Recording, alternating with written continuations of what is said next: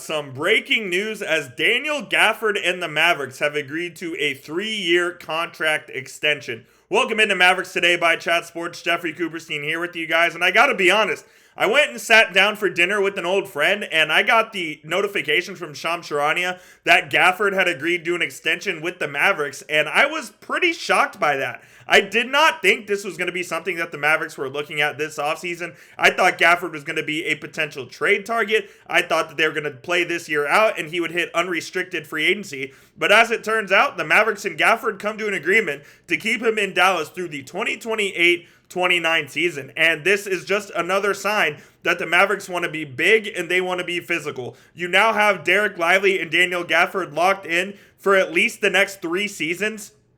And with the center rotation alongside Anthony Davis, who has 3 years left on his contract. So the Mavericks are fully leaning into being the biggest team in the NBA. And Daniel Gafford absolutely has played some of his best ball with the Mavericks in both the starting and a bench role. Sorry, I'm just making sure that there's no updates coming out here. And it feels like that the Mavericks thought this was going to be a priority for them this offseason to try to get as big and as physical and as versatile as possible, which is the reasoning behind the Luka Doncic trade, whether you like it or not. Pair him up with Cooper Flagg, and if Gafford either starts or comes off the bench, you know he's going to play about 24 to 25 minutes a night anyways.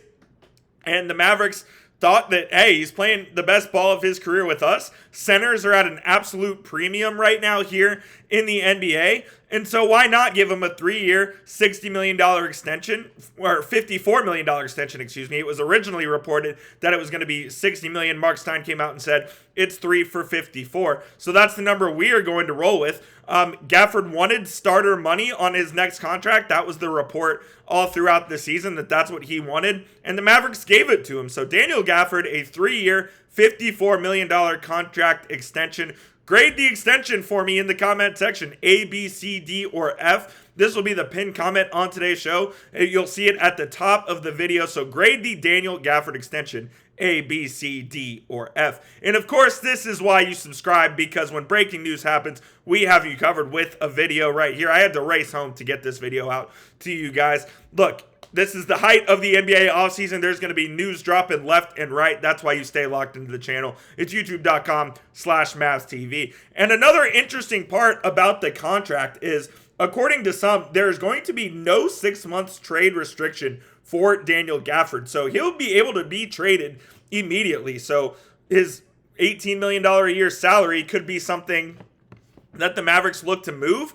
It could be used as a trade chip. Now, there was still talk that he was going to be a trade chip before the extension. Now, after the extension, he's still going to have value because he'll have a 3-year deal locked in at $18 million a year. And with the NBA cap going up each season like it's projected to, Gafford's contract is going to look really good in a year and a half for 2 seasons. So I do think this was a good bit of business by Nico Harrison and the Mavericks front office. I really like that Gafford is going to be staying here in Dallas for the foreseeable future. I'm just surprised that this is the route that both Gafford and the Mavericks wanted to go. But I guess from the Daniel Gafford side of things, he's thinking like, look, I like it here. I'm playing a lot of good ball here. There's a good center rotation here, so he's not going to be overly relied on. He has Dereck Lively. He has Anthony Davis. In case of emergency, they are going to have Dwight Powell, who picked up his option for the 25-26 season at $4 million.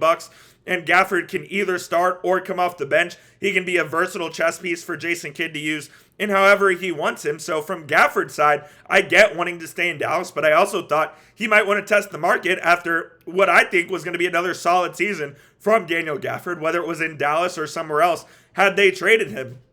We know that teams like the Los Angeles Lakers and other teams are desperately looking for center help, and Gafford was a guy that was rumored to be a potential Lakers trade target to go pair back up with Luka Doncic in LA because of their chemistry and Gafford's ability to run the rim in the pick and roll. But the Mavericks are going to keep him, and it feels like he could be used as an even more valuable trade chip if they go that route. But for the time being, I really believe that Gafford's highest value is right here in Dallas with the Mavericks. I think this is a good deal all around.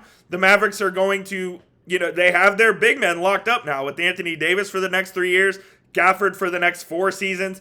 And then Lively, for who knows how long, he's heading into his third year of his rookie contract. They could give him a rookie extension after next season as well. So the Mavericks are in a good spot when it comes to their center position, which is something that we could rarely say around the Dallas Mavericks. It's usually, oh, they find Tyson Chandler for a year, oh, he walks. And they are always finding stopgaps and trying to plug and play guys.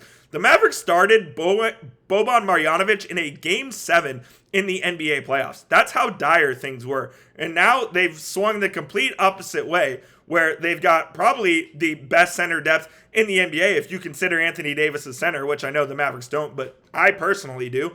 And this is what the Mavericks wanted to lean into. They wanted to lean into defense. They wanted to lean into versatility. And that's what the Mavericks are going to be with Cooper Flagg on this team. They're going to have defensive versatility like you've never seen. They're going to be extremely, extremely long. Now, the question is, we were talking about Gafford and Washington as both potential trade targets for other teams to go out and trade.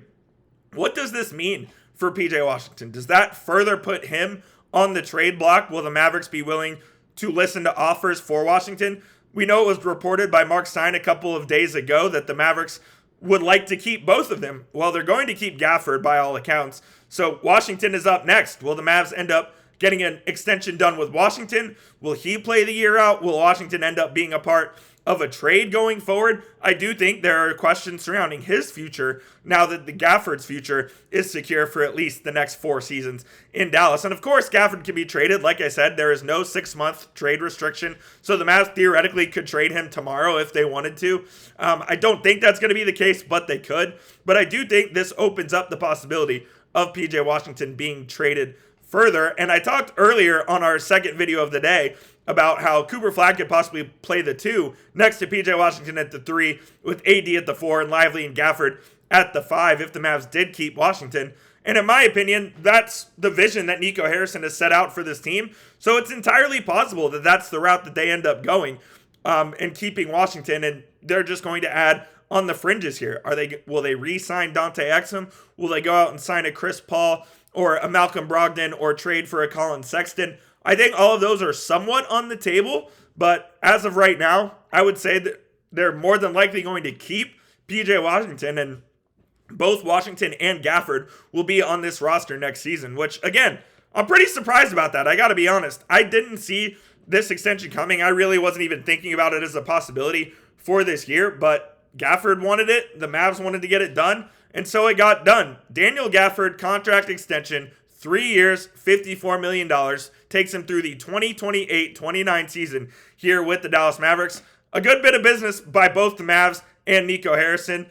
They secure their center rotation for the future. Of course, if anything happens regarding the Mavericks, we'll have you covered right here on the channel, whether it's at home, whether it's at 12 a.m., whether it's on the weekend, you know where to go. It's youtube.com/MavsTV. Appreciate you guys for watching, and we'll see you tomorrow here on the channel.